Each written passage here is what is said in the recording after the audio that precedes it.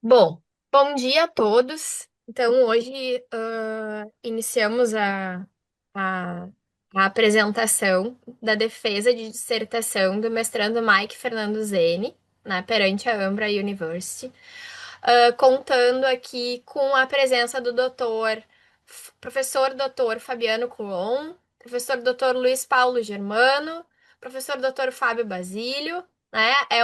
Uma honra tê-los aqui compondo a banca de defesa da dissertação do mestrando Mike Fernando Zene, cuja temática é recuperação judicial transnacional no direito falimentar brasileiro, considerações teóricas e uma análise sobre o caso do grupo Odebrecht. Tá? Então, com isso, Mike, eu te passo a palavra, lembrando que tu tem até 30 minutos para apresentar, né, o teu trabalho. Na sequência, os professores é, farão questionamentos, apontamentos do teu trabalho. E aí será, né, passada a palavra para ti, para que tu possas aí, então, responder eventuais perguntas e justificar eventuais apontamentos dos professores, tá? Então, Certo. está contigo a palavra. Hum, certo. Bom dia a todos, tá? O meu tema é a recuperação judicial transnacional no direito falimentar brasileiro. Considerações teóricas e uma análise sobre o caso do grupo Odebrecht, tá? A introdução e a justificativa, tá? A globalização das empresas trouxe inúmeros desafios ao direito familiar, falimentar, principalmente na recuperação judicial transnacional. Tá? O foco do nosso estudo vai ser sobre o caso da Odebrecht, que foi muito conhecida, né, até na questão da Lava Jato, né, é um tema que se justifica tanto no campo social quanto acadêmico, e influenciou também na economia global, né, dos países ali envolvidos, né, as empresas multinacionais, que geraram os empregos e impactaram o PIB. E ele é um campo emergente que visa aprimorar a literatura jurídica e econômica sobre o tema. Tá? Mike, eu só vou te Oi. pedir para tu centralizar a tua câmera, tá? Que a gente tem o procedimento aqui da Ambra que é Tá. necessário que. Tá. Aqui Obrigada. foi? Tá, desculpa, Ótimo. professor. Tá. Aí o estudo dos casos reais no trabalho ele vai permitir compreender de uma forma melhor a aplicação da prática, né, dessa teoria aqui. O problema de pesquisa, o objetivo geral, os objetivos específicos e a metodologia.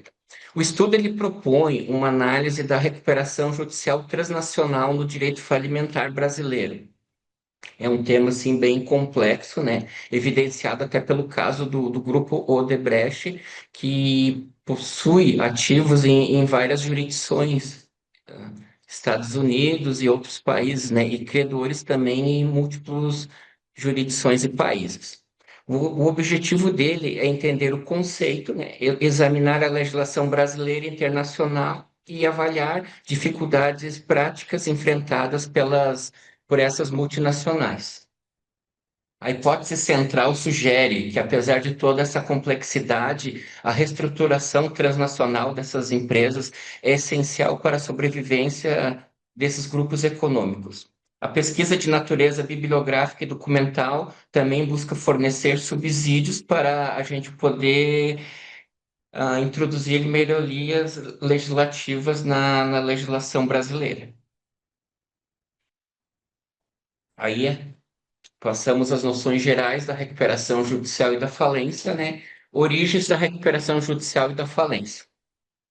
A evolução do direito falimentar, desde a punição pessoal na antiguidade, onde muitas vezes as pessoas pagavam com a vida ou com a escravidão, né? Até o sistema moderno, culminou na priorização da preservação da empresa. Esse princípio aqui é muito regido, tanto no direito falimentar quanto empresarial, e os juízes eles dão muito.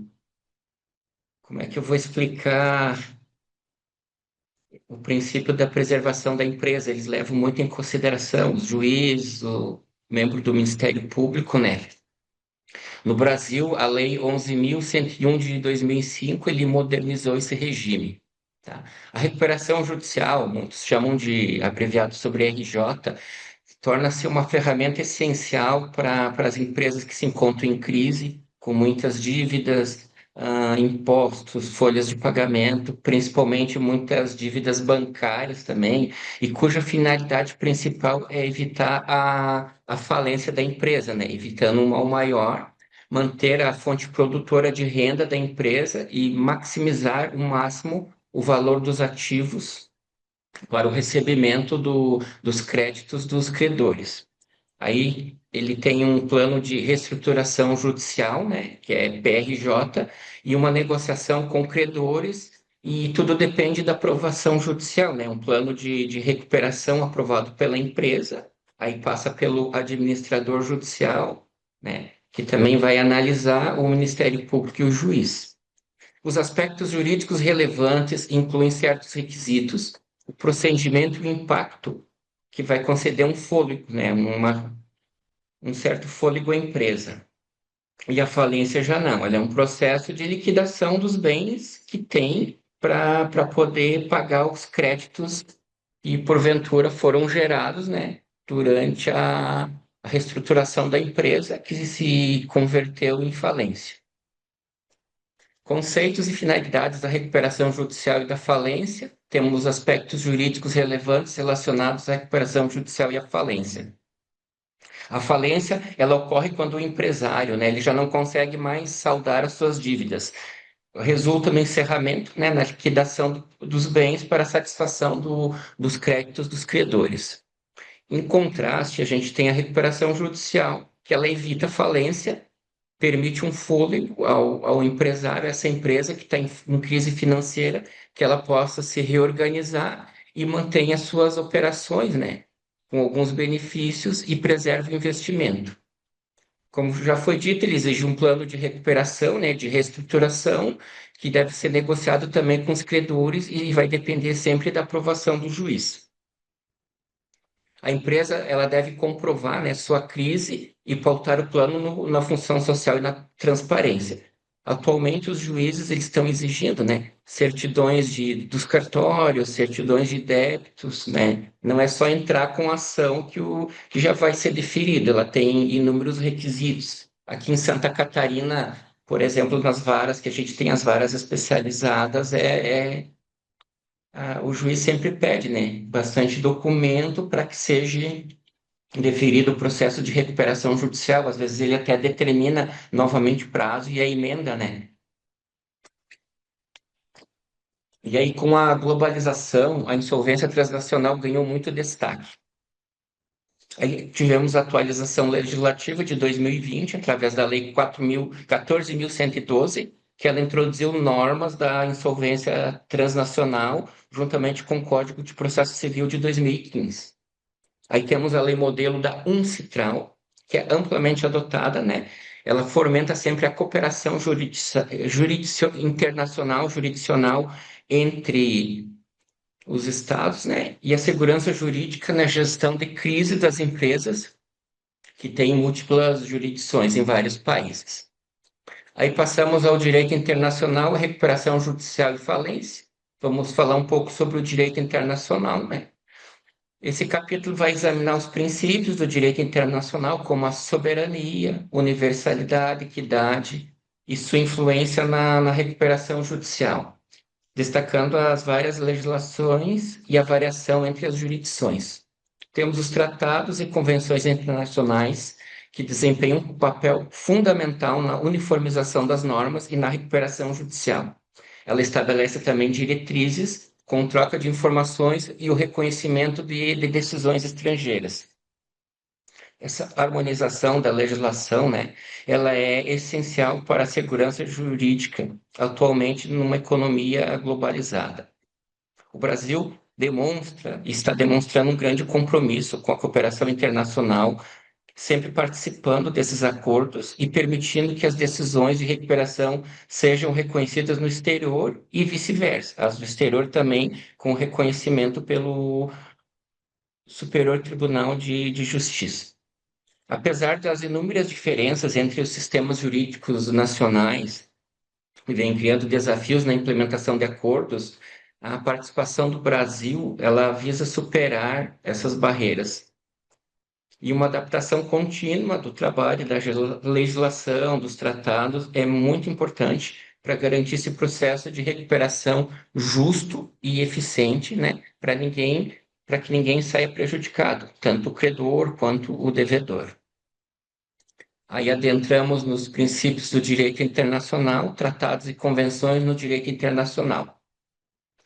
Como já foi dito o princípio, né, o princípio central, o cerne da questão judicial, da recuperação judicial, é a preservação da empresa, o princípio da preservação da empresa, que evita a falência e maximiza o valor dos ativos em benefício de todos os credores, né? E ali tem a lista dos credores, começa pelas trabalhistas e vai indo até quirografários. No Brasil, a soberania assegura uma autonomia nacional, enquanto que na comunidade incentiva a cooperação para o reconhecimento de decisões estrangeiras e a universalidade garante a consideração de todos os ativos da massa e na recuperação judicial. A recuperação judicial permite que as empresas em dificuldade restituam suas dívidas sob a supervisão judicial, né? Sempre com o parecer do Ministério Público, o administrador judicial também tem ali um papel muito importante. Os modelos variam globalmente. Por exemplo, o capítulo 2 dos Estados Unidos permite a continuidade das operações e a França concede suspensão temporária de execuções. No Brasil, a gente tem o STAD B, que se diz que ele também dá a suspensão de todas as execuções durante esse período de 6 meses. Aí temos os casos internacionais de recuperação judicial, desafios e soluções e impacto da recuperação judicial nas relações internacionais. A recuperação judicial é um mecanismo muito forte que permite que grandes empresas se reorganizem financeiramente e evitem a falência. Temos casos notórios como a General Motors, GM, em 2009, e a Air Berlin, em 2017. E é muito importante o apoio do governo. Tivemos o caso nacional também da Oi, né, que convolou em falência, infelizmente. Aí temos os desafios centrais da recuperação, que incluem a negociação com credores, que envolve a prorrogação de prazos, conversão de dívidas em ações, e tem uma reestruturação operacional, que vai aumentar a eficiência e a lucratividade, e a preservação da confiança das stakeholders.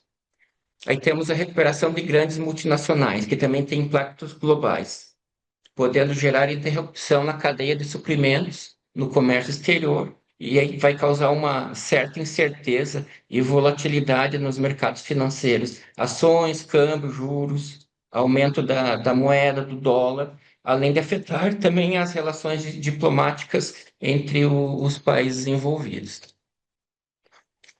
Aí no capítulo 3, o direito falimentar e a insolvência transnacional, conceitos básicos.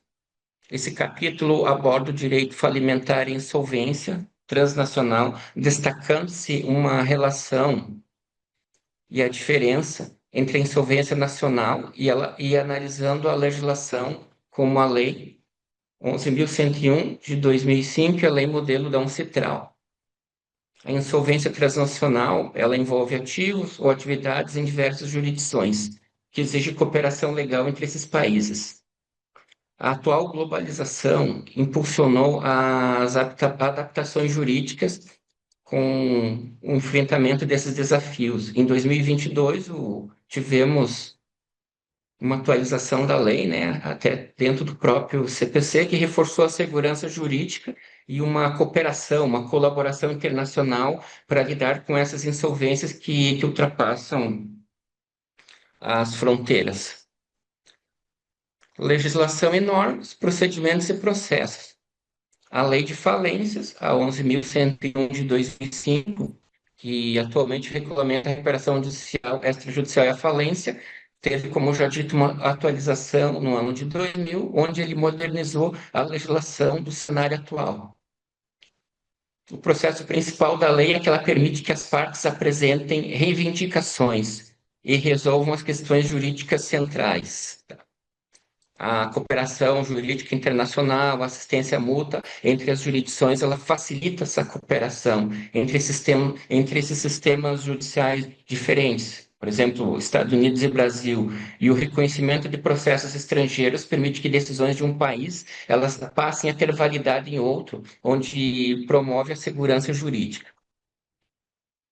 Aí, no próximo capítulo, casos de aplicação, caso do Grupo Oi, desafio.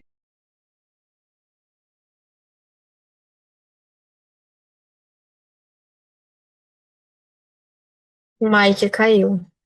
Agora voltou.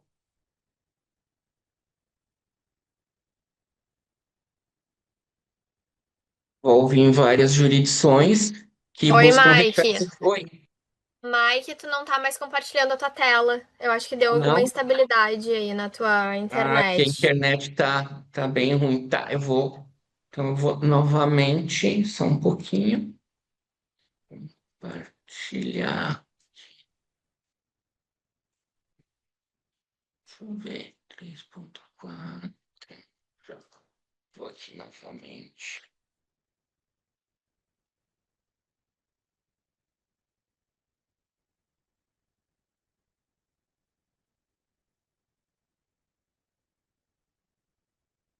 Ele tá bem instável, um pouquinho. Hum,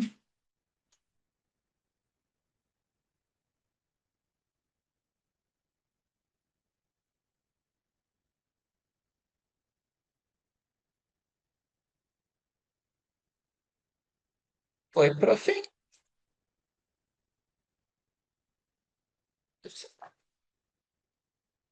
Vamos então voltar ali ao 3.4, né? Que a insolvência transnacional ela envolve empresas com ativos e credores em diversos países, né? O Grupo Oi é famoso, né? Na empresa de telecomunicações no Brasil, ela entrou em recuperação ainda em 2016, a dívida era de 65,4 bilhões. E novamente em 2024, com plano homologado pelo TJ do Rio de Janeiro, e agora ela veio à falência, né?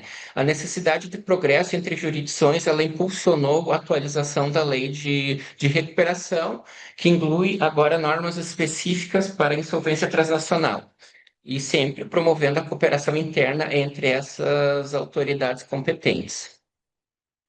Aí temos o caso Odebrecht, aspectos gerais do caso. Ela foi fundada em 1944 e renomeada pela Novo Honor em 2020. Foi famosa na Lava Jato. A Odebrecht cresceu com o projeto da Petrobras e se expandiu com química e energia, atuando em 21 países. Ela esteve envolvida em escândalos da Lava Jato, da Petrobras, operando uma divisão de subornos e usando paraísos fiscais para ocultar transações. Por causa disso, causou impactos muito negativos para a economia do Brasil, para a imagem do Brasil, e causou, na época, uma recessão no Brasil. E, em resposta ao Odebrecht e a Braskem, que foi a sua subsidiária, firmaram um acordo de compliance e pagaram multas ao Departamento de Justiça dos Estados Unidos. Aí, no outro capítulo, a análise do processo de recuperação judicial da Odebrecht, a cooperação jurídica internacional no caso Odebrecht e o processo de recuperação judicial. Novamente falando da cooperação jurídica internacional, ela é dificuldade por diferenças legais e culturais. Exige-se sempre a superação dessas barreiras, independente do cunho político ou não, como a gente está vendo agora atualmente, né, entre alguns países e para o compartilhamento eficaz dessas informações. Aí temos instituições como a Interpol, a Europol, que são cruciais na troca desses dados, havendo a colaboração entre promotores e juízes, tanto brasileiros como de outros países, em investigações de corrupção.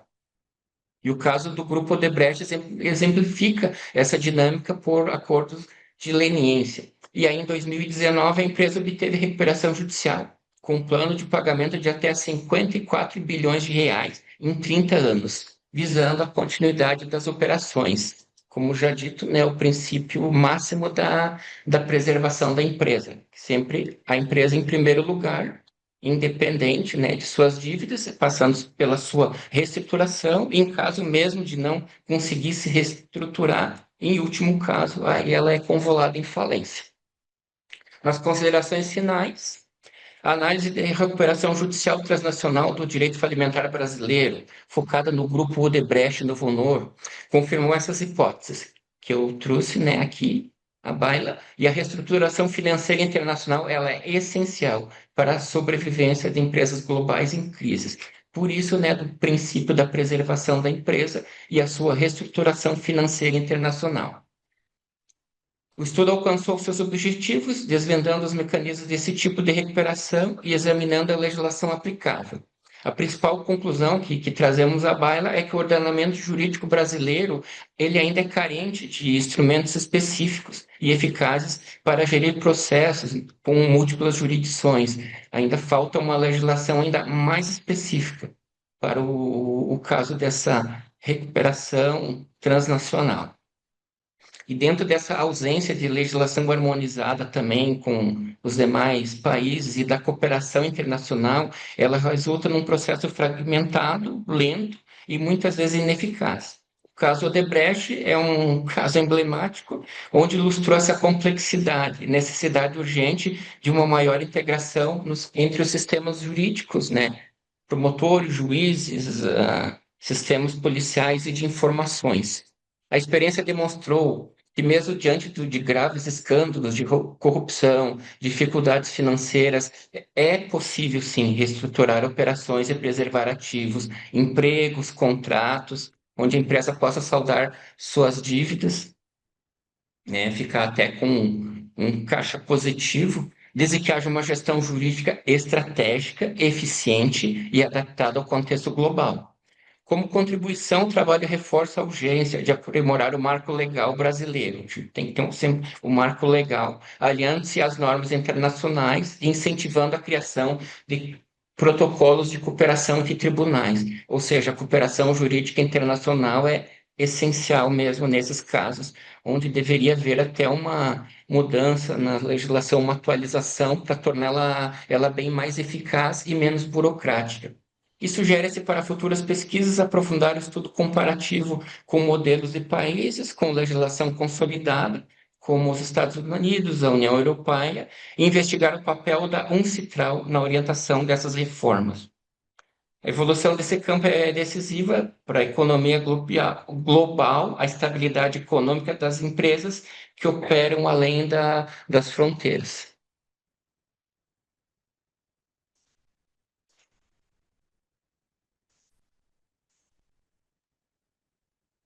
Muito bem, Mike. Então, de imediato aí passo a palavra para o professor doutor, nosso convidado, né, externo, professor Fabiano Coulon. Então, professor Fabiano, muito obrigada aí pelo seu tempo, sua disponibilidade e fique à vontade, a palavra está com o senhor. Qual que é o nervosismo, professora? Professora Iris, em primeiro lugar, muito obrigado pelo convite para a participação aqui na banca. É sempre uma satisfação poder participar aqui dos eventos da Ambra junto com os colegas. Prazer também estar aqui, poder avaliar o trabalho do nosso candidato, Mike Fernando Zene. Uma satisfação muito grande poder também estar na presença dos colegas, professores, né? Faço aqui, claro, né, uma menção especial ao amigo de longa data, o professor Luiz Paulo Germano. Professor Luiz Paulo, professora Iris, agora na quinta-feira, realizou um evento que abalou que a sociedade porto-alegrense, né, com o lançamento do seu livro. Então, presidente de todos os poderes, foi realmente assim, um evento memorável que, infelizmente, não pude comparecer, pois tinha um outro compromisso já que agendaram, na verdade, e perdi, professora Iris, esse momento de confraternização com o professor Luiz Paulo, que é sempre uma grande lástima, né? Sempre uma grande Pena, pena. professor Fabiano. Uma Uma pena, grande tava pena. muito bom. Uma grande pena, exatamente. E uma grande satisfação também poder compor a banca com o professor Fábio Brasilino, que acredito que nos conhecemos apenas, né, nesses momentos assim de bancas, mas uma grande satisfação. E, colegas, então, eu vou começar aqui a minha arguição, professora Ives. Pretendo ficar aí no tempo que me é concedido e não abusar do tempo, mas também, ao mesmo tempo, fazer uma boa análise do trabalho do Mike. Eu vou, evidentemente, não é, Mike, aqui na banca, nos incumbe ressaltar do trabalho entregue tantos pontos positivos, né? Ou seja, as qualidades, o teu trabalho tem qualidades aí evidentes que a gente pode ressaltar, quanto aqueles pontos em que, na visão do avaliador, né, também evidentemente que há muito de percepção subjetiva na nossa avaliação, o trabalho poderia eventualmente ter avançado um pouco mais. Eu lembro quando eu fiz a minha banca de mestrado, hoje, olhando, né, eu lembro como as críticas que foram feitas pela banca foram preciosas para o meu engrandecimento, para o meu aprendizado, né? Tive uma banca de mestrado bastante rigorosa, né? Professores admirados, que até hoje, né, a eles muito devo também pelas críticas que foram feitas naquela oportunidade. E eu acho que esse momento é um momento culminante da trajetória de um aluno no mestrado, né? O Mike, que chegou até aqui, Mike certamente teve uma grande trajetória no programa da Ambra, né? O aluno também merece que a gente dê essa visão bastante honesta acerca da leitura que fizemos do trabalho. Então, sobre o trabalho, meu caro Mike, em primeiro lugar, eu gostaria de ressaltar o teu texto, tá? Do ponto de vista da correção. Nós, que frequentemente avaliamos trabalhos de conclusão, avaliamos dissertação de mestrado, avaliamos textos escritos na qualidade de pareceristas para revistas, etc. A gente, muitas vezes, infelizmente, se depara com textos que contêm vários erros ortográficos, erros gramaticais, né? E não é o caso do teu trabalho. Eu fiquei muito, muito feliz, muito satisfeito ao ler teu trabalho e verificar ali pouquíssimos momentos em que eu acredito que, do ponto de vista da gramática, eu poderia ter tido algum tipo de melhora ou ortografia. E esses momentos, para mim, fica muito claro que foram questões assim, pequenos deslizes que todos nós cometemos. Eu lembro quando eu entreguei minha dissertação também, fui descobrindo, fui percebendo pequenos erros de digitação ao longo do tempo. Eu lembro de conversar com a minha orientadora a respeito e perguntar para ela se ela indicava que eu fizesse uma errata, e ela me desmotivou. Ela me disse: não, Fabiano, não faz, porque esse tipo de situação sempre vai ocorrer, por mais que a gente revise, por mais que a gente dê para outras pessoas revisarem. E aí é capaz de, na banca, os arguidores te criticarem errado por conta de equívocos que tu não identificaste aí nesse segundo momento. Então é algo absolutamente normal, e são pouquíssimos, eu diria, no teu trabalho. O segundo aspecto que eu diria assim elogiável do teu trabalho é a escolha do tema, e eu acho que a forma como ele foi construído, assim, primeiro, é tema, um tema de dificuldade, um tema bastante complexo, porque ele, na verdade, tu trabalhas aí com duas grandes áreas do direito, né? Que é o direito concursal e o direito internacional, privado, né? E o fazes assim muito, muito bem, tá? E isso não é fácil, né? E não é fácil você encontrar na mesma pessoa essa disposição para endereçar essas duas grandes áreas temáticas, né?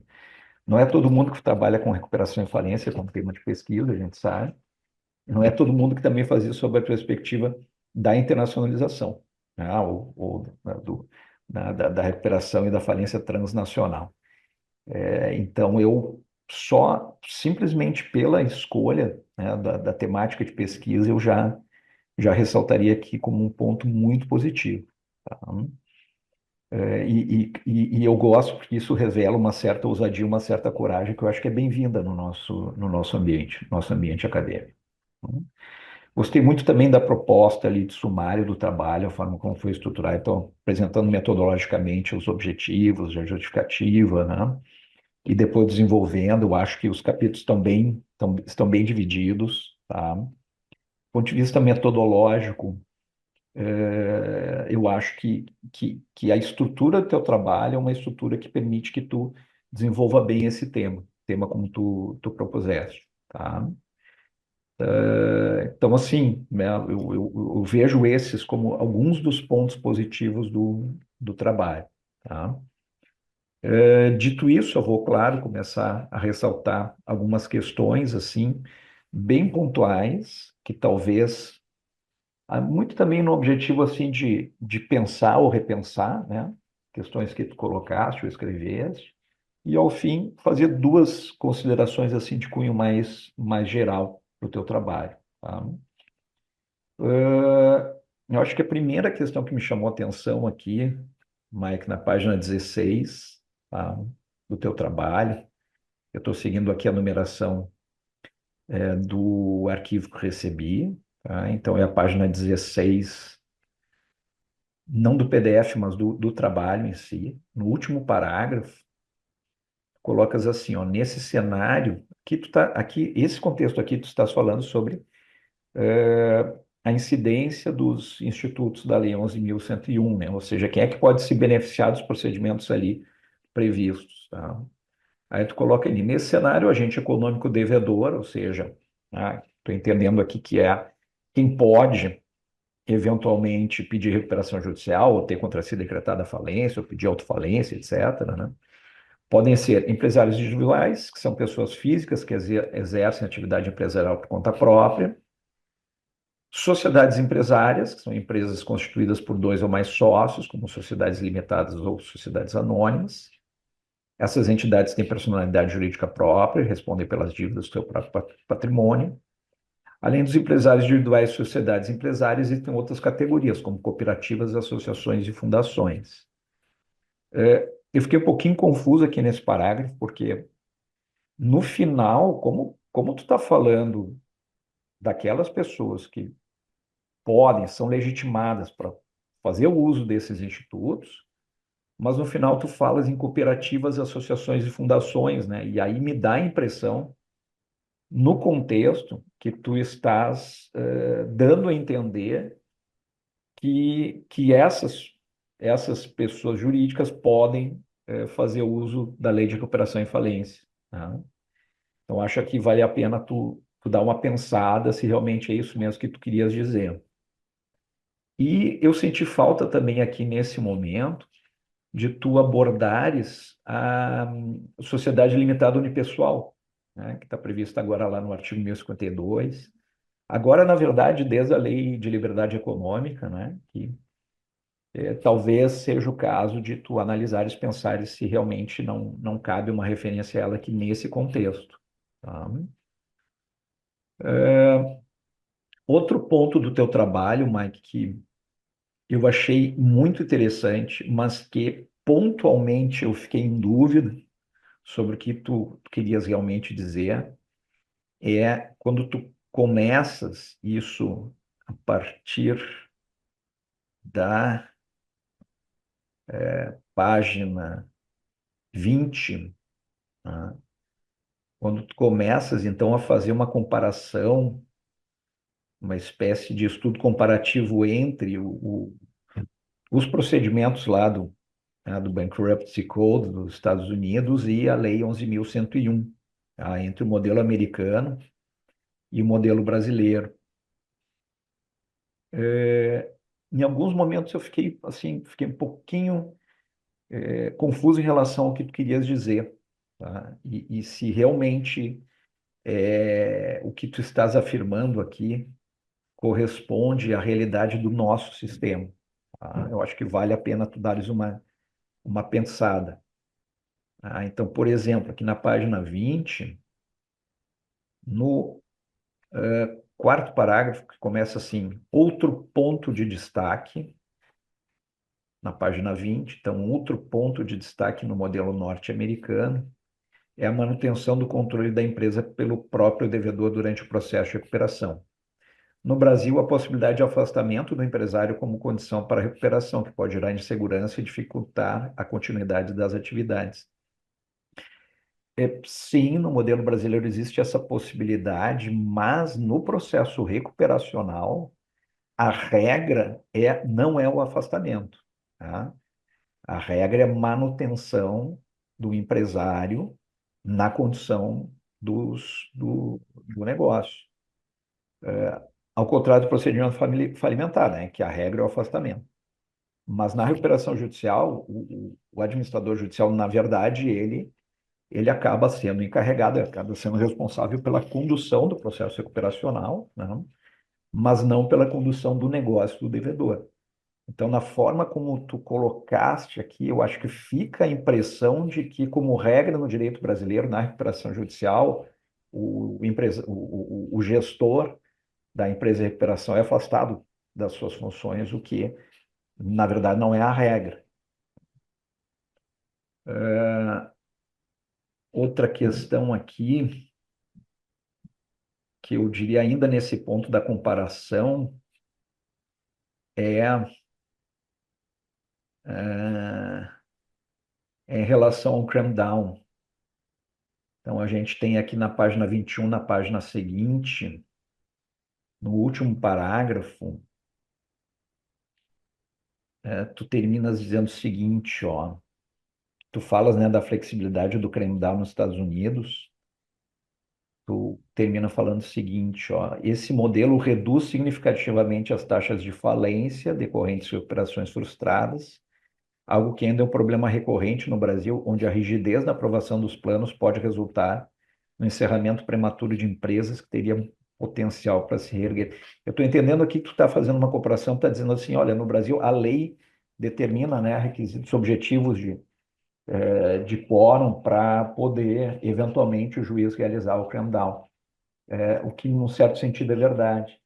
Mas o que a gente observa na prática do Instituto é que, muitas vezes, a jurisprudência, aliás, a jurisprudência aqui é, é, é, é, tem sido bastante presente, né, na conformação desses institutos, e a jurisprudência tem muitas vezes ido até um pouco além do que diz ali a lei no que diz respeito às possibilidades de aprovação do plano de recuperação, ainda que não tenha cumprido exatamente, né, os requisitos previstos ali para aprovação por conta, né, dos quórums de decisão da Assembleia.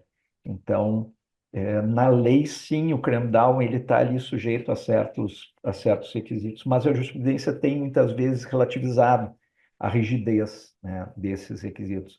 Eu até gostaria de fazer uma recomendação, Mike, do ponto de vista de bibliografia. Eu acho que tem uma obra aqui que fala muito bem sobre isso, né, que é sobre o fato de que a jurisprudência ela tem sido tão importante quanto a Lei 11.101, né, na conformação do modelo de recuperação e falência no Brasil. E eu te recomendaria a leitura da obra do Cássio Cavalli, né, um querido colega, professor Cássio Cavalli, da FGV de São Paulo, e do Luiz Roberto Ayub, né, juiz de direito, né, com muita experiência na área da recuperação judicial. O título da obra é a idade, né, nesse momento nos trai, né, na falta de memória, né? É alguma coisa assim do tipo a conformação judicial, da recuperação judicial, alguma coisa nesse sentido é o título, né? Na verdade, o livro é justamente como a jurisprudência tem moldado a prática do Instituto, tá? Então, um livro muito, muito interessante sobre esses temas, tá? Que eu acho que pode adicionar aí na tua bibliografia sobre o Instituto, tá? Ainda aqui na página 22, primeiro parágrafo, outro fator crucial para o sucesso do sistema norte-americano é a especialização dos tribunais de falência, que contribui para decisões mais rápidas e técnicas. Nos Estados Unidos, os juízes que atuam nos processos de recuperação judicial possuem amplo conhecimento sobre insolvência empresarial, finanças e reestruturação de negócios, o que lhes permite tomar decisões fundamentadas e céleres. No Brasil, a recuperação judicial é conduzida por juízes da justiça comum, muitos dos quais não possuem especialização na matéria, o que gera decisões contraditórias e prolonga ainda mais os processos. Isso é verdade, né? A falta de especialidade. E não tem também como exigir muito, né, do magistrado, que muitas vezes, né, está numa situação até de início de carreira e, portanto, tem que assumir uma vara mais generalista, né? Não tem como exigir excelência, né, no tratamento dessas questões. Eu recomendaria tu dares uma olhada aqui no Rio Grande do Sul, está se levando a cabo a experiência da regionalização de várias empresariais, né? Então, aqui a gente está, do ponto de vista de quem atua, né, nesse tipo de demanda, demandas empresariais em geral, né, tanto societárias quanto recuperação, falência, etc., tem sido muito bem sucedida em termos de qualidade da jurisdição essa regionalização, né? Então, acho que vale a pena talvez tu dares uma olhada nisso, né? Até como uma possibilidade aí, quem sabe, de tendência, né, para o futuro, né, se aplique um pouco mais de forma um pouco mais frequente, né, entre nós, que eu acho que seria algo muito bem-vindo. Depois, ainda na página 22, Mike, bem no final, tá, que ainda nesse contexto de comparação entre o modelo americano e o modelo brasileiro, tá, tu falas da questão da venda dos ativos, né? A possibilidade de venda, o último parágrafo da página 22, a possibilidade de venda de ativos sem sucessão de passivo é outro ponto em que o modelo norte-americano se destaca. E aí, no final do parágrafo, vai dizer assim: no Brasil, a venda de ativos muitas vezes é comprometida pela possibilidade de sucessão de passivos. Tá? Só que, na comparação entre os modelos, é preciso reconhecer também que na lei você tem essa possibilidade, né? Na lei, no artigo 60, parágrafo único, está previsto expressamente a possibilidade de venda de ativos sem que eventuais ônus acompanhem esses ativos, o que, na verdade, acabou sendo o fator de sucesso de muitas recuperações judiciais, né? E foi uma das mais importantes, talvez, inovações da Lei 11.101 em relação ao regime jurídico anterior, né? Porque na impossibilidade de alienação de ativos sem, né, que é, eventuais ônus os acompanharem, anteriores os acompanhassem, né? O insucesso do processo recuperacional é praticamente garantido, né? Não teria como ter efetivamente sucesso.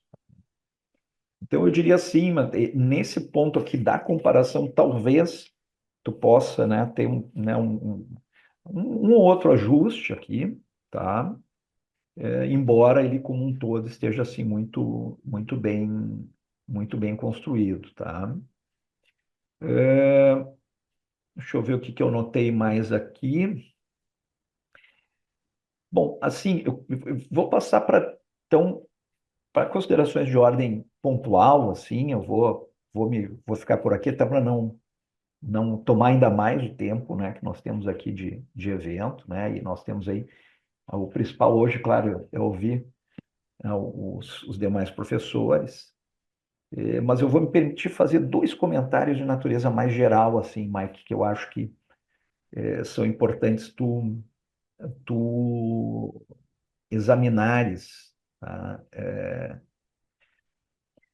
Primeiro, assim, é na redação, embora o teu texto ele seja, né, como eu falei, gramaticalmente de muita qualidade, na leitura do trabalho, eu muitas vezes eu tive a sensação de déjà vu, ou seja, quando eu ia lendo o trabalho, algumas passagens eu ia lendo e ia pensando assim, mas eu já li isso aqui.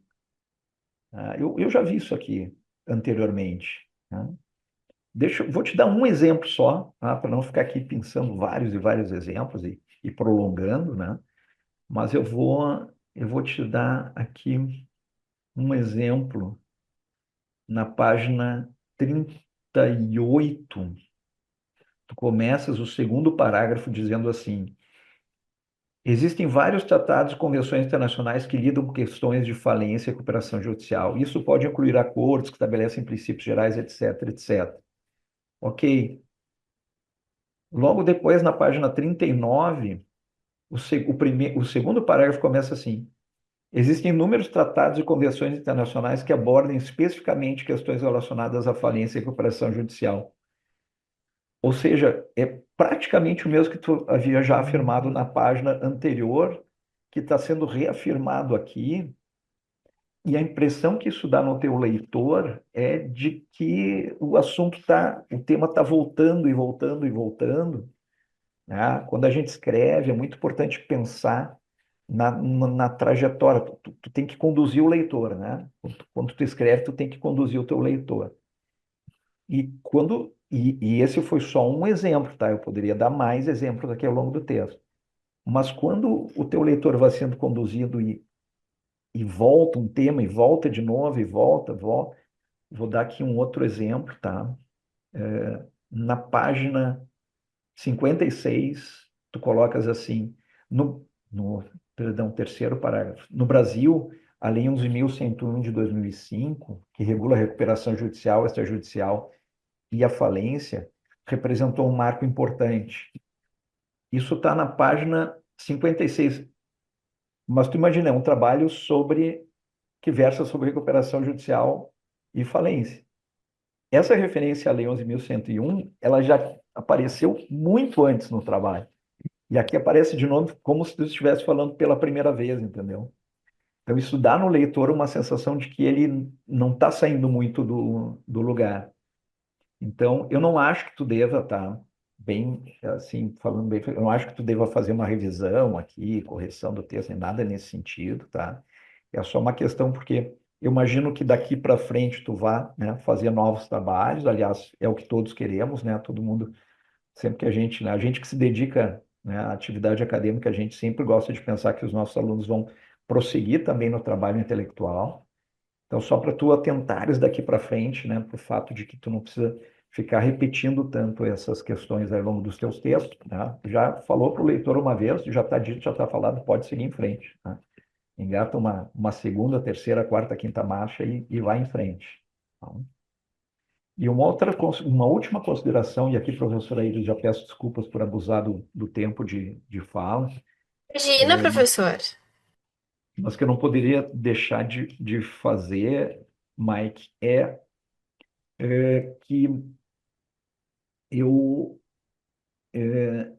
quando eu recebi o trabalho, eu criei uma grande expectativa em relação ao estudo de casos, porque eu pensei assim, que legal, é um trabalho que vai falar sobre recuperação transnacional e que, ao final, vai apresentar um estudo de caso, no caso Odebrecht, um caso interessantíssimo do ponto de vista do direito recuperacional. E o que eu estava esperando? Não, eu estava esperando um estudo de caso do caso Odebrecht como um caso de recuperação transnacional. Tá? E aí, no estudo de caso, eu criei uma expectativa em função até, Mike, de um dos objetivos específicos que tu anuncia na página 10, que é o terceiro objetivo específico, tu coloca assim: estudar o caso do grupo Odebrecht para entender como a recuperação judicial transnacional é aplicada na prática. Então eu li o trabalho inteiro, quando eu chegou no final eu pensei assim, agora eu vou ver como é que o caso Odebrecht, em que sentido ele é um exemplo de como funciona uma recuperação transnacional. Só que aí, no fim, o estudo de caso, tu ilustrou muito bem, tu contextualizou muito bem os aspectos, né? Todo o contexto extra-recuperacional do caso, né? Toda a parte da corrupção, todos os impactos que isso teve, inclusive para mais de uma jurisdição. Tu falaste muito bem ali, a meu juízo, tá, da questão da cooperação internacional na investigação, né, do caso, mas quando chegou no estudo de caso, eu acabei não vendo a análise do caso Odebrecht como um caso de recuperação transnacional. Eu fiquei esperando assim, não, ele vai indicar, ele leu o processo operacional, ele vai indicar em que sentido, né, toda, todo o regramento que nós temos hoje sobre recuperação transnacional, todos os instrumentos foram aplicados no caso. E eu confesso que eu não conseguia ver isso no estudo de caso. Então, isso é uma. Eu lembro uma vez que no meu, na minha banca eu recebi uma crítica muito parecida de um professor, né? Ele me disse assim: olha, toma cuidado com o que tu prometes. Porque no entendimento dele, eu havia anunciado uma coisa e no final do trabalho acabei entregando o outro. E eu fiquei um pouco com essa sensação. Eu estava esperando algo que no final não veio. Veio algo interessante, veio algo bom, veio algo de qualidade, mas não exatamente aquilo que eu estava esperando. Mas, enfim, em resumo, acho que nós temos aqui um bom trabalho de conclusão, tá? Tem muitos méritos. Tá? Eu imagino que tenha sido uma pesquisa árdua, né, para ser feita e para ser entregue, como eu falei, né, são duas grandes áreas do direito que tivesse que te apropriar para poder escrever. Tá? É, Alguns institutos assim de difícil compreensão, né, para quem se debruça sobre eles. E essas considerações críticas que eu fiz, digamos assim, é no intuito, né, de também fazer desse espaço aqui, desse momento, um espaço pedagógico, né, um momento de aprendizado, que eu acho que é o mais importante de tudo aí, tá? Mas, professora Iris, lhe devolvo a palavra, de novo agradecendo pela possibilidade de participação. Muito obrigada, professor Fabiano. É uma honra, mais uma vez, tê-lo aqui conosco. Então, agradeço aí as suas pontuações. Com certeza o Mike irá ajustar essas questões apontadas dentro do trabalho, né, Mike? Tendo em vista aí, vindo de uma pessoa tão respeitada dentro dessa esfera, né, dentro dessa área, do qual o trabalho do Mike é desenvolvido. Então, Mike, com isso eu te passo a palavra para fazer algumas ponderações, eventualmente, em relação ao professor Fabiano, e aí, na sequência, eu passo a palavra para os outros professores. Primeiramente, eu gostaria de agradecer as ponderações do professor. Realmente ali foi uma linha de pensamento, talvez tenha faltado, com certeza faltou alguma coisa ali para complementar, não é um assunto fácil, né? Como o professor Fabiano falou, juntar o direito internacional com o direito empresarial não é muito fácil, mas eu vou dar uma modificada e pode deixar, professor. Agradeço suas ponderações. Bom, com isso, então, eu passo a palavra para o professor Fábio. Eu posso passar a palavra para o professor Luiz Paulo Germano e, na sequência, para o senhor? Pode ser? Então tá. Professor Luiz Paulo Germano, professor de todos aqui, por favor. Bom, Vai.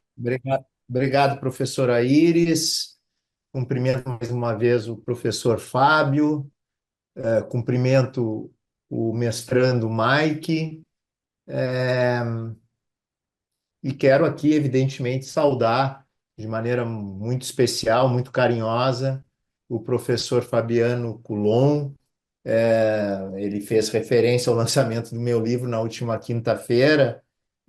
Eu diria ao professor Coulon que estiveram comigo pessoas que são muito mais importantes do que chefes de poder. E compreendi e lamentei a sua ausência, e quero aqui também no âmbito dessa banca, para que fique consignado nos anais da AMBRA, que o professor Fabiano foi um dos amigos que conquistei recentemente, que mais sinto falta da convivência diária que tínhamos lá na Unicinos, porque, de fato, ele é uma pessoa que agrega muito e que sempre contribui conosco, seja em relação a questões de natureza jurídica, seja em relação a questões afetivas, pessoais, etc. Como ele assim o fez em relação à dissertação do Mike, né? Ele foi cirúrgico, sem ser exaustivo, imagino eu, porque, de fato, quando a gente se debruça em uma dissertação como essa, nós somos todos chamados a fazer uma avaliação exaustiva em relação a tudo o que o aluno produziu e retratou em sua dissertação. E certamente nós passaríamos o restante do dia aqui debatendo e discutindo esses assuntos interessantes, e eu aqui não quero comprometer o almoço de ninguém, não obstante nós já estejamos aí com 11 horas e 30 minutos. Bom, Mike, eu inicialmente gostaria de aderir às críticas e considerações que foram feitas pelo professor Fabiano, apenas ressaltando que eu e o professor Fábio, a exemplo da tua orientadora, evidentemente, estivemos naquela banca de qualificação, conhecemos o trabalho, portanto, precocemente, né? E também te ouvimos naquela oportunidade.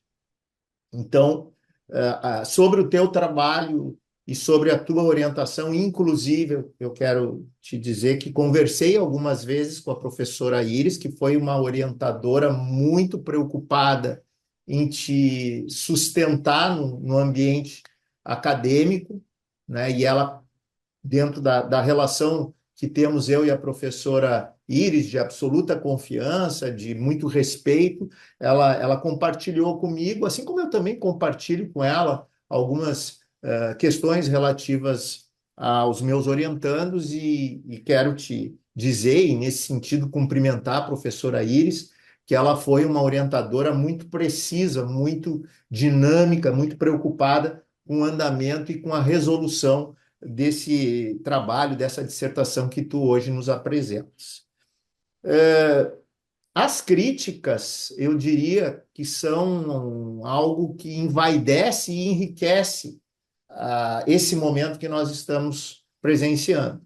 Imagina, Mike, que se nós aqui simplesmente disséssemos, ó, tá tudo ótimo, que coisa mais linda o teu trabalho, certamente nós estaríamos atestando que nós não lemos a tua dissertação, quando, na verdade, a gente procura aqui ser o mais preciso possível, sempre no sentido de te ajudar, né? Não é propósito de ninguém aqui criar um ambiente de conturbação ou de uma crítica pela crítica, não. O propósito é que esse seja também um momento de aprimoramento acadêmico dentro das nossas virtudes enquanto professores, que também somos humanos e, portanto, também podemos, e como de fato assim fazemos, falhamos, né? Mas, feitas essas considerações iniciais, eu queria chamar a atenção, como assim o fiz na banca de qualificação, em relação à tua apresentação. A gente tem sugerido, a gente tem trabalhado com os nossos mestrandos no sentido de que eles evitem ler, né? Porque a gente compreende que o mestrando, ao chegar nesse momento, ele tem plenas condições de fazer uma exposição daquilo que ele estudou e daquilo que ele apresentou na sua dissertação de maneira espontânea, né? E não necessariamente vinculado a um texto, porque isso tira a naturalidade da apresentação, né? Então, nós já havíamos feito essa advertência na banca de qualificação e agora tu acabaste valendo-se aí também novamente da leitura. Então, que fique mais uma vez registrado isso e que tu aprimores em outros trabalhos que porventura tu venhas a desenvolver, evitando essa leitura. eu não sou advogado, nem tampouco professor especificamente dessa temática, né? O professor Coulon, por exemplo, ele é dessa temática, ele é um pesquisador, um estudioso, enfim, uma pessoa que eu respeito muito em relação a esse estudo, né? E mesmo em relação ao professor Fábio. E a minha vivência, Mike, é uma vivência de que eu tenho na minha família uma empresa que está em processo de RJ. Então, eu, que não sou o advogado da RJ, mas como elemento da família, acabo sendo demandado a acompanhar. E, em virtude disso, eu sou obrigado a entender um pouco do assunto. Então, eu vou te fazer aqui algumas críticas, sempre te pedindo para que tu compreenda isso como um elemento, né, de melhoria em relação à tua dissertação. Bom, ali pelo parágrafo, pela página 14, né, quando tu falas das questões relacionadas a aspectos históricos do tema que tu estás escrevendo, me pareceu que tu usou trechos muito extensos, né? Parágrafos muito longos e que misturam a história medieval, a idade moderna, e o direito concursal sem uma delimitação temática.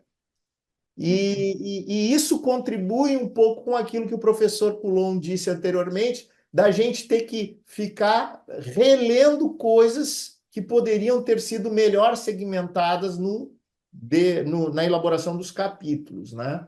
Então, um parágrafo de quase meia página me parece muito extenso para qualquer tipo de trabalho, né? E essa mistura de períodos históricos distintos que tem, cada período histórico, uma particularidade específica, ela exigiria, caso tu efetivamente pretendesse desenvolver os teus assuntos em relação a isso, algo mais concreto, algo mais efetivo. Depois ali,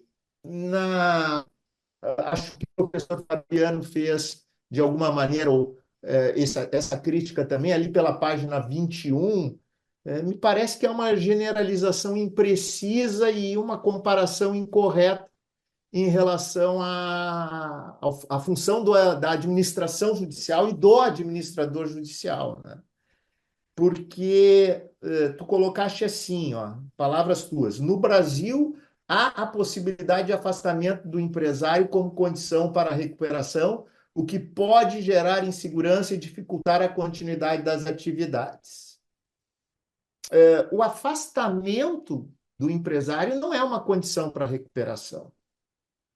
Ela é uma exceção, né? E isso está previsto lá no artigo 64 da Lei de Recuperação, né?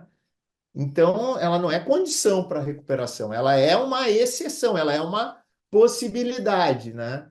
E aí, Mike, tu dizes que o administrador judicial frequentemente tem um papel de supervisão que pode dificultar a flexibilidade necessária.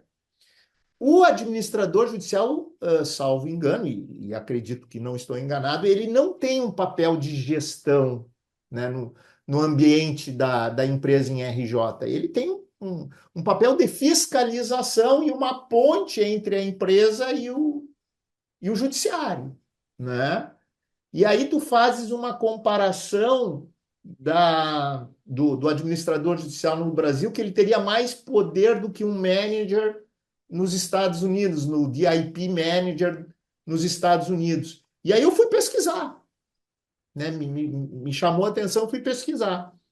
E eu acho que não está certo isso, porque o administrador judicial no Brasil, ele é um auxiliar externo do juiz, né, que fiscaliza o gestor da empresa e as atividades. Mas quem toca o negócio continua sendo o gestor da empresa, salvo, claro, se houver algum ato ilícito, a prática de algum ato de natureza criminal que culmine com o seu afastamento, né? Nos Estados Unidos, o próprio gestor da empresa ele acumula essas funções, né? E ele também é o responsável perante a corte que está que está sob regência desse processo de recuperação. Então, me parece que as atividades e o poder no ambiente americano que se confere ao administrador propriamente dito, ele é maior do que em relação ao brasileiro, né? E embora tenha lá um agente de fiscalização, né, os colegas podem aqui me socorrer, uma espécie de um US Trust, alguma coisa nesse sentido que toca questões de natureza geral processual nos Estados Unidos, né? Que é uma espécie de um interventor. E eu fui ficando curioso, tá? E fui dando uma lida, uma estudada, porque tu faz essa questão do direito comparado, eu sempre considero algo fundamental nos trabalhos de dissertação que se traga o direito comparado, ainda mais lembrando sempre que nós estamos no ambiente de uma universidade americana, né? E é legal a gente trazer a experiência americana comparando-a com a experiência brasileira, né? Lá na página 21, ou nas páginas 21, 22, tu fala, no Brasil, palavras tuas, no Brasil, a obtenção de crédito para empresas em recuperação é altamente restritiva, uma vez que os financiadores não têm garantias de prioridade no pagamento, né? Eu estou te dizendo isso porque vivenciamos isso nessa empresa em RJ da família, né?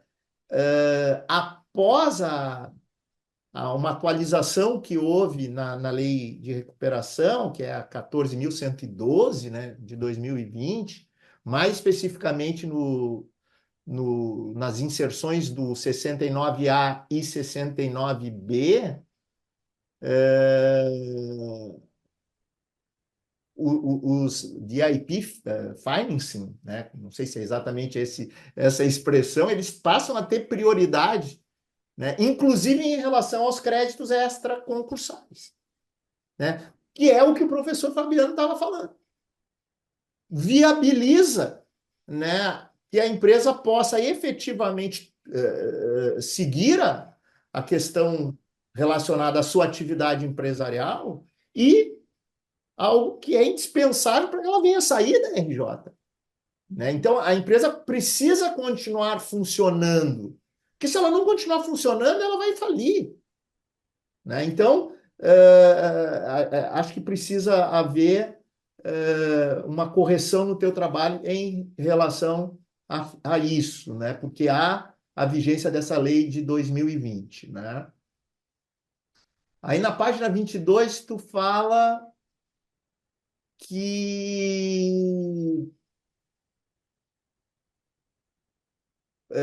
no Brasil, a aprovação do plano depende de quórums elevados, né, do plano de recuperação judicial, né, o que dá grande poder de veto a credores minoritários. Né. Nós temos um mecanismo, eu acho que se chama crawdown, né? Me corrija aí, professor Fabiano, se eu não estiver falando, se eu estiver falando alguma errado, que permite que o juiz aprove o plano de recuperação, independentemente dele ter sido rejeitado na Assembleia Geral de Credores. Né? E eu acho que tu fazes ali uma comparação com o US Code, né? E eu acho que essa comparação ela não é adequada porque, de fato, existe o US Code, mas o mecanismo brasileiro ele é distinto, né? Justamente por permitir esse tipo de aprovação por parte do juiz. Eu acho que o juiz no Brasil ele faz mais um cálculo aritmético, assim, rígido. Já no modelo da US Code, me parece que ele tem um poder mais discricionário, o juiz, né? Olha, está aqui falando alguém que, de novo, eu não sou professor da disciplina, mas eu me interessei a partir do momento em que tu começaste a escrever sobre o tema, né? eu não pretendo ser exaustivo aqui, embora já esteja aí com 12 minutos de fala. Na página 32, tu colocas assim: o Brasil não adota o princípio da universalidade. Cada país ainda pode tratar os ativos de forma independente. Eu acho que o Brasil ele ele não adota um princípio da universalidade, mas ele adota um sistema de quase universalista mitigado, né? Mentira. Eu acho que há uma dicotomia aqui entre a universalidade versus a independência total. Eu acho que tu poderia estudar um pouquinho mais sobre isso, porque há uma parcial verdade em relação àquilo que tu escreveste, tá? Aí, também em cima do que o professor Fabiano falou, ele tinha uma expectativa sobre a questão central do teu trabalho, que era o episódio Odebrecht, mas tu fala lá na página 32 do exemplo da Avianca Brasil, né? E tu dizes assim: ah, se o Brasil tivesse adotado integralmente a lei modelo, evitaria conflitos, caso da Avianca Brasil, né? Eu peguei alguns artigos de internet que analisam o caso da Avianca Brasil, e assim, os autores eles são unânimes em dizer que a lei modelo não resolveria a questão da RJ da Avianca Brasil, porque quando a gente lida com empresas da área da área aérea, assim, de serviços aéreos, de atividades da aviação propriamente dita, a gente não pode esquecer que os bens dessas empresas são bens ou embarcações, né, que são de natureza aeronáutica e que têm gravames regulatórios diversos, né? E são coisas até que extrapolam a própria questão de soberania jurídico-legal. Então, tu vê, normalmente, o que tem acontecido em relação a essas RJs de empresas nesse setor aéreo? Elas, pelo menos no caso brasileiro, elas estão sendo propostas nos Estados Unidos, né? Justamente para que haja uma menor rigidez, na minha interpretação. E aí teríamos um erro, né, ali sintático, menos importante, vou passar aqui. Depois eu posso passar essas minhas observações para a professora Iris, se ela entender por bem que deva repassar para ti, daí, né? Uhum. É... Aí tu fala na questão, a União Europeia adotou o regulamento 1346. Aqui também fui atrás, esse regulamento 1346 ele foi revogado por um que surgiu em 2015, um Recast Regulation, número 848 de 2015. Então, está desatualizado a referência na tua lei, na tua dissertação.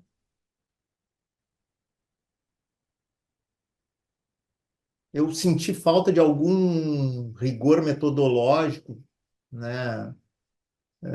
E aí acho que tu te comprometeu com diferentes quadros metodológicos ao longo da tua dissertação. Convém, num futuro, né, quem sabe, dar uma boa revisada disso.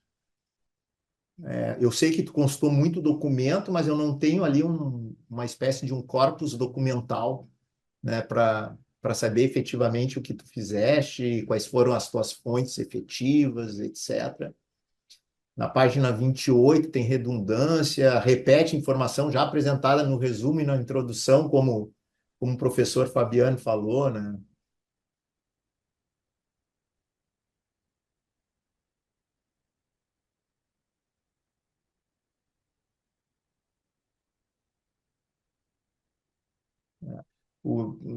Lá depois tu fala explicação insuficiente e imprecisa sobre a automatic stay. Essa foi uma colocação, né? Tu coloca assim, nos Estados Unidos, a aplicação imediata do automatic stay assegura que todas as execuções sejam suspensas. Não, existem exceções que são previstas na legislação americana, né? Não são todas. Depois, na página 22, tu fala: a cultura empresarial no Brasil vê a recuperação judicial como estigmatizante. Eu acho que é uma afirmação sociológica muito forte, tá? E aí tu precisaria de uma pesquisa empírica. Enfim, eu não vou aqui avançar muito, professora Iris, e peço desculpas aos demais componentes da banca por ter feito aqui uma arguição mais completa, e quero dizer que assim eu fiz porque, de fato, tive conversas com a professora Iris e ela me pediu muito que eu me esforçasse, na medida do possível, para fazer uma depuração do trabalho, a fim de que nós pudéssemos contribuir com o Mike da melhor forma possível. Então, pedindo mais uma vez desculpas aqui por ter me alongado, mas estudei e li sobre a dissertação aí ao longo deste final de semana, já havia participado na banca de qualificação e entendi por bem que deveria fazer essas considerações. Muito obrigado, quero cumprimentar o Mike, acho que tivemos uma evolução boa, né, da fase de qualificação para agora, e devolvo a palavra. Professora Iris, muito obrigado.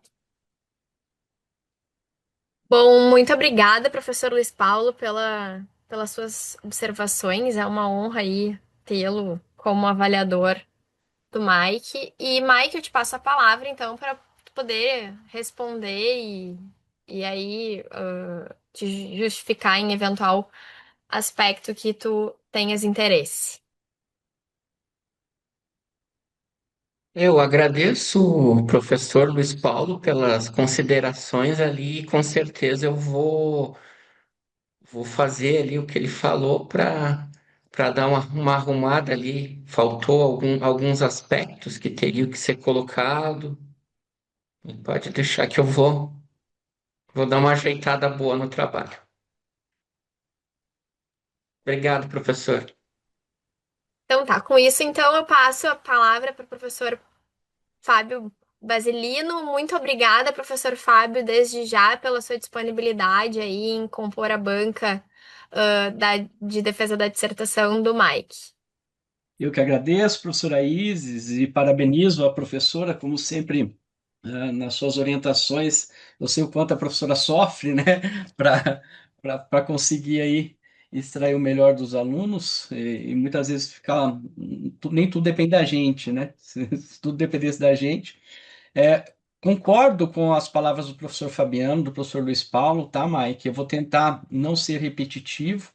Algumas informações aqui do que foi trazido, que daí talvez você vai precisar dar uma mudada.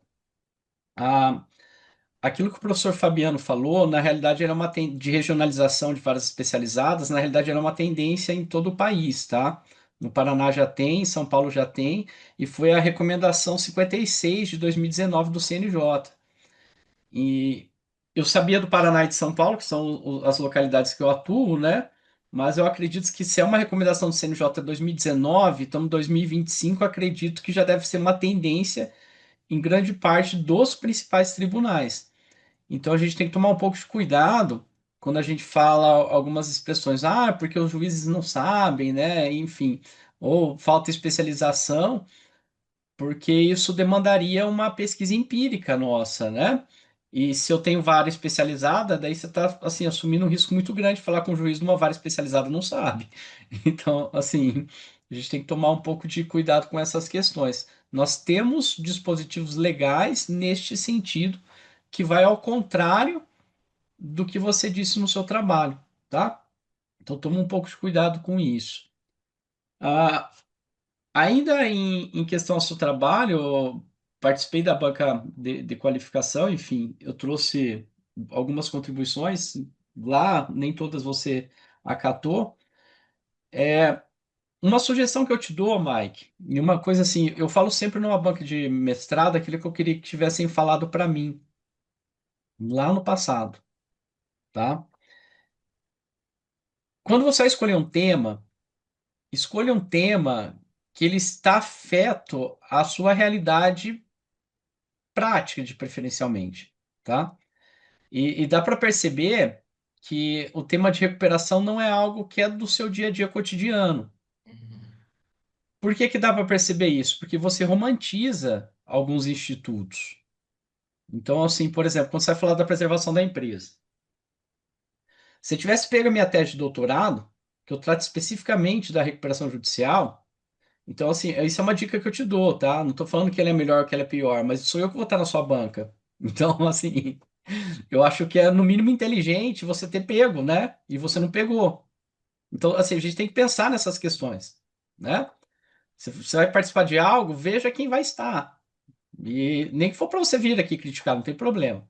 Mas você tem que ter tido acesso. Porque minha tese de doutorado eu trabalhei isso. Então, por exemplo, assim, você trabalha o princípio da preservação da empresa, ao meu ver, naquela ideia utópica, enquanto na realidade não é isso.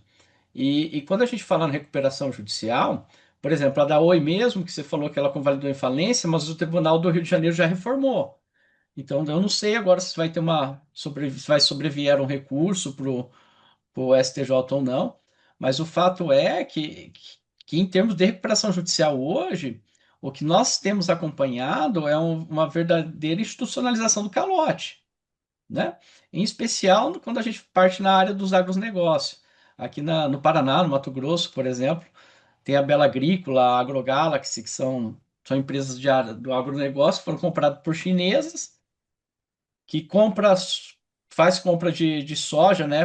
Aumentaram o preço da soja para comprar.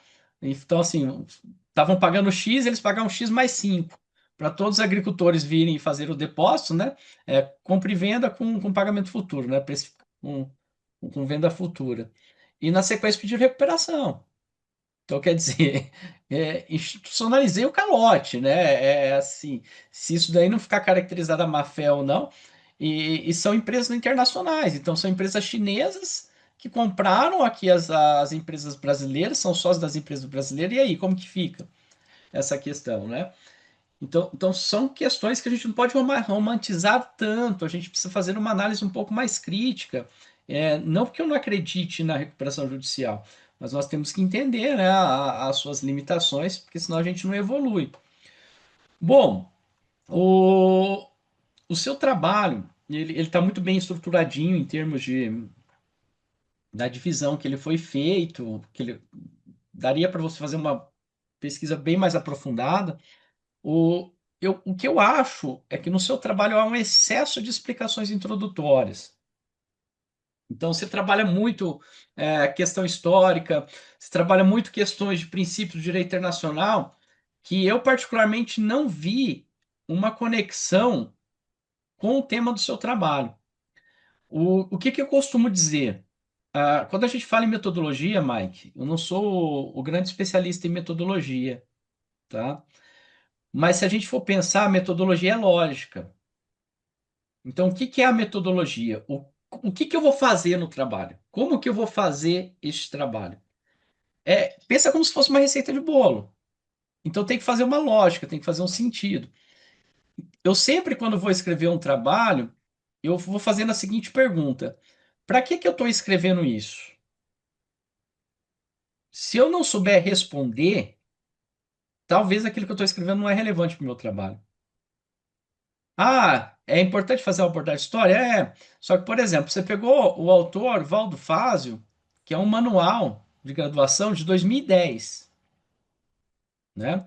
E nele você vem e trabalha a questão histórica, sendo que é um manual, enfim. Então, assim, ele está trazendo uma história ali para um aluno da graduação, que está tendo o primeiro contato com o direito empresarial. Se quer Se quer pegar, eu já estava quase falando que nem os gaúchos, se queres, como pega o sotaque. Se quer pegar um autor mais, que não é específico, né, da história, pega, por exemplo, o Haroldo Versosa, o professor Haroldo Versosa da USP. Ele tem um curso de Direito Empresarial que é muito bom.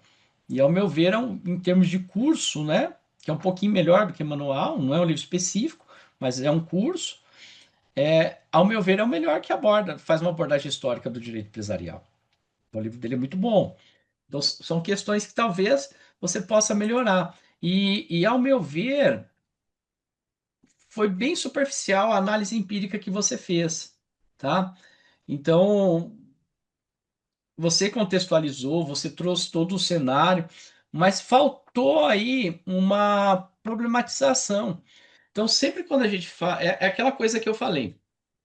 Qual que é a minha ideia de analisar o caso prático? A ideia de analisar o caso prático é para verificar se a legislação, de fato, ela está sendo suficiente ou não para resolver o problema. Que, inclusive, isso era a sua hipótese. Então, a gente tem que fazer uma análise crítica. O que é fazer uma análise crítica? Fazer detalhadamente como que você fez isso, o que que você analisou, como que foi feita a decisão. Então, todas essas questões era importante você ter trazido para que você problematizasse. Porque, veja bem, você coloca lá como problema da sua pesquisa como que a recuperação transnacional ela é tratada no direito falimentar e quais foram os desafios no caso Odebrecht. Só que você não testa essa hipótese. O que que é testar? Eu, particularmente, não encontrei no seu texto nenhum documento, por exemplo, na decisão tal foi um desafio. Então, onde estão esses desafios? Quais foram os problemas? Porque senão a gente fica muito no achismo, né? O que é o achismo? Se eu quero falar assim, olha, preservar a empresa é a melhor coisa que tem do mundo. Eu estou achando isso, e nem sempre é necessário. E outra coisa, o que é preservar a empresa, né? Muitas vezes, no caso da Oi, por exemplo, me parece que seria muito mais viável preservar o estabelecimento empresarial, né, do que o próprio empresário Oi, ao meu ver, né?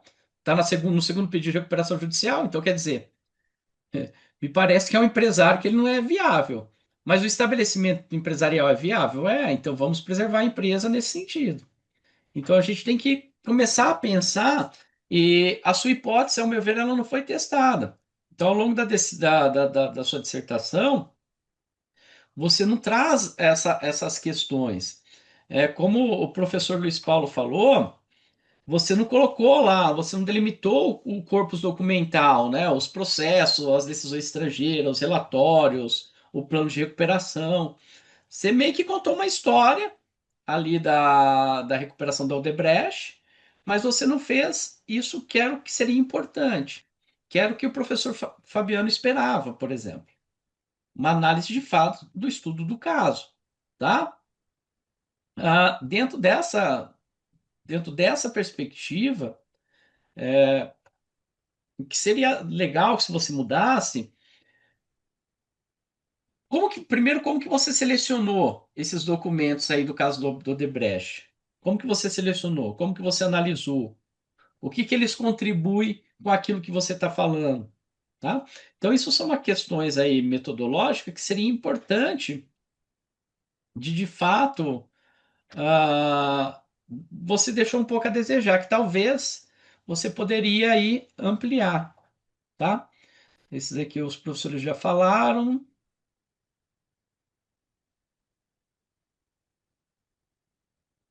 tá? Um último ponto, para eu não me delongar muito pelo horário, na, no seu texto ali, na parte empírica, em especial,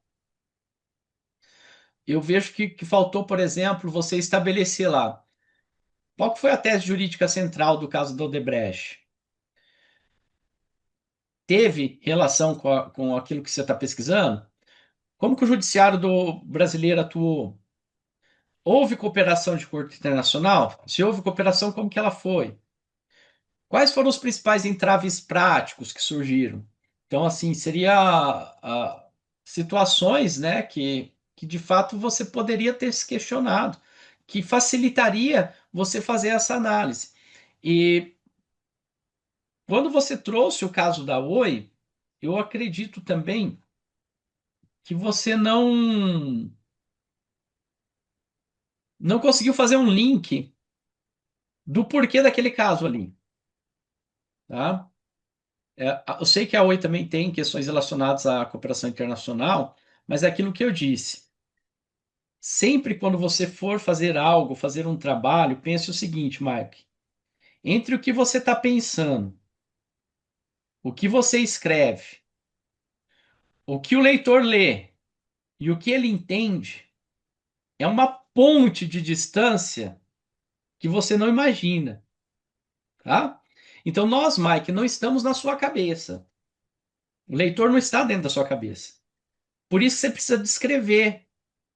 Por isso que um texto, nós do direito, né, por não termos uma tradição empírica, tão empírica, né, a gente não tem esse costume. Eu já ajudei colegas de outras áreas, por exemplo, na área de farmácia, eu ajudei uma colega na área de farmácia em questões metodológicas, obviamente. E é bem engraçado como que eles fazem trabalho, porque eles explicam detalhadamente. Olha, é isso, fiz aquilo. É porque eles têm essa característica empírica. E nós, o direito, a gente quer deixar que o outro faça a hermenêutica quase do nosso texto, né? Então a gente precisa explicar. Qual que é a relação da Oi com a Odebrecht? Sempre você tem que perguntar. Teve. Qual que foi a principal discussão? Como o Poder Judiciário brasileiro atuou? Teve intervenção estrangeira? Teve decisão estrangeira? Como que foi? Qual que foi o entrave? Percebe? São perguntas simples que você precisa descrever. Porque se eu jogo lá, assim, na hora que eu olhei o caso da Oi lá, eu falei, mas o que tem a ver esse caso da Oi aqui? É? Se eu não conheço, por exemplo, se eu sou um leitor que não sou da área de recuperação judicial, eu ia falar, olha, o Mike tá jogando isso daqui à toa. Então, tem que tomar um pouco de cuidado e sempre pensar em fazer essas ligações, né? Procurar explicar melhor o porquê das coisas, ó, por que que eu estou falando isso, né? Eu falei isso, assim, quando a gente pensa em trabalho científico, tem um estudo que eu esqueci o nome do autor agora, mas que ele fez análise das melhores teses que foram indicadas para o prêmio CAPES, e ele faz uma análise bem interessante lá de quais são as características das piores, vamos assim dizer, das aprováveis e das melhores teses. As piores teses, ou as não aprováveis, na perspectiva daquele estudo, ele fez um estudo empírico, são aquelas que jogam coisas por jogar. Ah, então eu vou falar da defesa da criança, eu começo lá na Grécia. Tá, e aí, qual que é a relevância? Então, assim, eu tenho que me perguntar, tem que ter uma base histórica? Tem, mas qual que é o fundamento? Senão fica que nem o professor Luiz Paulo colocou. Você colocou fez uma salada de fruta ali, jogando dados temporais e que pouca relevância tem.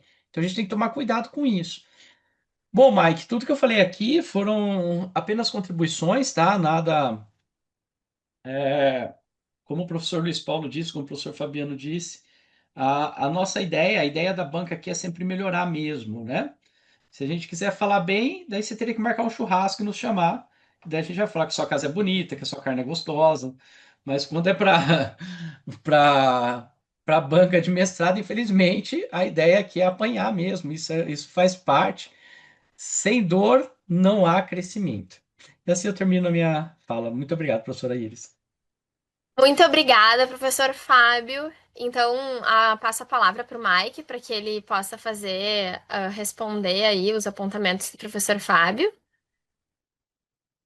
Gostaria de agradecer ao professor Fábio ali pela contribuição. Pode ter certeza que eu vou ajeitar bem o texto ali. Vou fazer uma conexão melhor entre a Oi, a Odebrecht, ali aqueles pontos ali, as redundâncias. Obrigado, professor. Bom, Com isso, então, eu convido os professores a gente se direcionar para a sala de deliberação. Professor Fabiano, o senhor recebeu também o link da sala de deliberação, então a gente vai até a sala de deliberação. O Mike fica aqui um pouco com a Leânia e na sequência a gente retorna aí com o resultado da avaliação.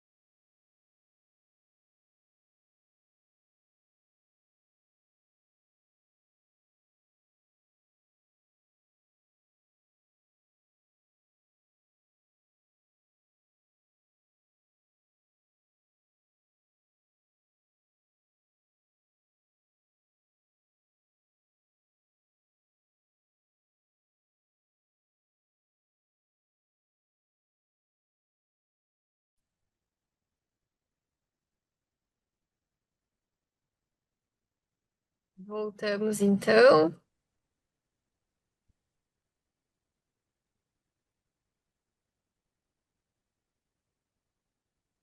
Bom, então voltamos aí, Mike, e a banca deliberou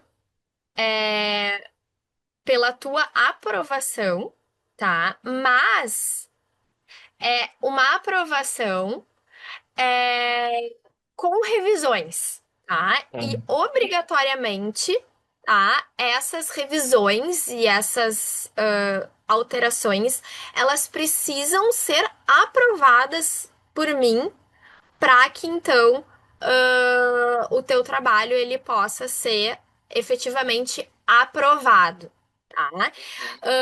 Na tua ata ali de aprovação vão contar algumas observações, mas não todas as observações que foram feitas para ser alterado no teu trabalho, porque a gente não tem espaço suficiente para todas as observações. Então, assim, então logo a gente encerre aqui, né? Eu vou finalizar ali as observações, tá? Os professores eles vão assinar, tu vai receber essa ata, mas é imprescindível que tu entre em contato comigo, porque ali eu coloquei, tem um documento, tá? Que vai circular para ti e para a Ambra de uma forma geral, com um aprofundamento dessas observações, tá? Tá. Então, assim, a tua aprovação, ela depende da minha confirmação depois das tuas alterações dentro do trabalho, Uhum. tá? Tá. Então, com isso, né, a gente encerra aqui essa tua banca, né, te dando parabéns por ter enfrentado essa temática, por ter crescido aí durante o processo aí de pesquisa, agradecendo imensamente aos professores, doutores que compuseram a banca, né, o professor Dr. Luiz Paulo Germano, o professor Fábio Brasilino e ao professor Fabiano Coulon, pelo tempo e disponibilidade e atenção que eles dispensaram aí no teu trabalho. Parabéns aí, Mike. Parabéns, Mike. Obrigado. Parabéns, Obrigado. Mike. Parabéns. Até Vai mais. fazer quatro anos. Mike, obrigado de novo. Obrigado. Tá A muda, Leânia Leandro? tá no mudo. Vamos fazer aqui a nossa foto oficial. Tem uma foto aqui para nós fazermos. Só ajusta a câmera, Mike. Centraliza a sua imagem. E Pronto. Vamos lá, todos sorrindo. Pronto. Tá ótimo. Então Então é isso, tá. gente. Tchau, Ótimo tchau, dia a meus queridos. todos. Um abraço. Parabéns, Até Obrigada, Mike. mais. pessoal. Tchau, Muito tchau. obrigada por tudo. Pessoal, muita Um satisfação. abraço. Tchau, um tchau. abraço. Tchau, tchau.